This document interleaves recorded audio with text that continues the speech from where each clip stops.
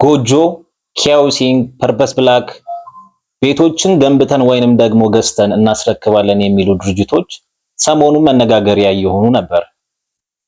እኔ አሁን ስለነሱ ማብራሪያ ልሰጥ ሳይሆን በማንኛውም ጊዜ ከቤት ጋር ተያይዞ ውሳኔ ከመወሰናችሁ በፊት ማድረግ ያለባችሁን ጥንቃቄ ላሳውቃችሁ ነው።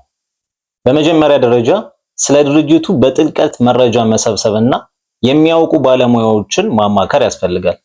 እዚህ ላይ ከቻሉ የህግ አማካሪዎችንም ቢያወያዩ የተሻለ ጥቅም አለው። በሁለተኛ ደረጃ ራፍ አናሊሲስ መስራት። ይህም ማለት እናንተ የተጠየቃችሁት ገንዘብ ክፈሉ የተባላችሁት ወይንም ደግሞ ትከፍላላችሁ የተባላችሁት የገንዘብ መጠንና ገበያው ላይ የቤት ዋጋ ምን ያህል እንደሆነ ኮምፔር ማድረግ። ሶስተኛ ደረጃ ድርጅቱ የያዘው የንግድ ዘርፍ ላይ ለእናንተ የሚሰጠውን አገልግሎት ማሟላት እንደሚችል ማረጋገጥ። በአራተኛም ደረጃ ጊዜ ሰጥተን ድርጅቱ ባስቀመጠው ጊዜ ቃሉን በተግባር ማሳየቱን ማረጋገጥ። በአምስተኛም ደረጃ ታዋቂ ሰዎች ብራንድ አምባሳደር ስለተባሉ ብቻ እነሱን ተማምኖ ውሳኔ አለመወሰን።